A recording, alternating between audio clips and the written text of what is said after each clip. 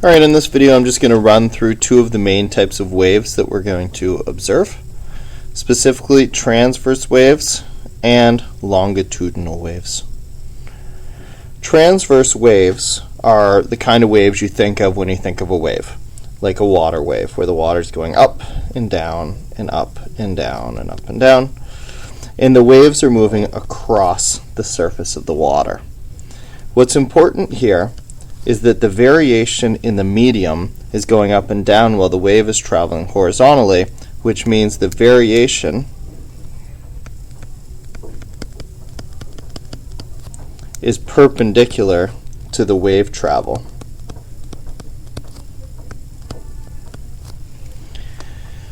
So that's called a transverse wave.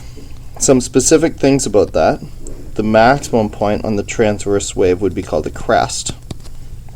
The minimum point on the transverse wave would be called a trough.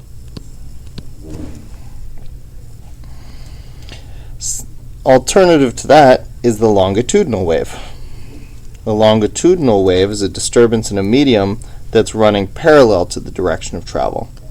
So we have, imagine a big section with very little, and then there's a variation where you have, you can imagine this like a slinky that's getting sort of compressed and stretched, and then stretched and compressed again. And here we can see the variation in the medium is like this way, and the direction of travel, or the velocity of the wave, is also this way.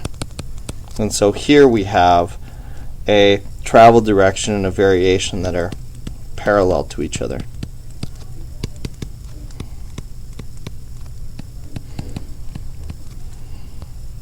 Water waves are transverse waves. An example of a longitudinal wave would be like a sound wave.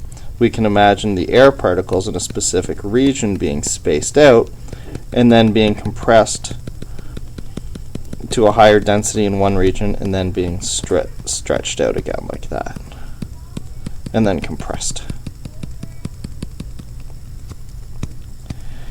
in a pattern that repeats in both time and space, as all waves do. The area where the medium is compressed is called a compression.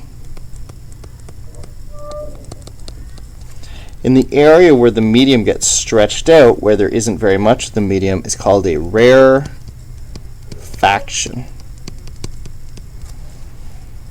There are other kinds of waves, torsional waves, things like that, where the wave can be twisting the medium and things like that. But in the meantime, those are two pretty good basic starting points for different types of waves.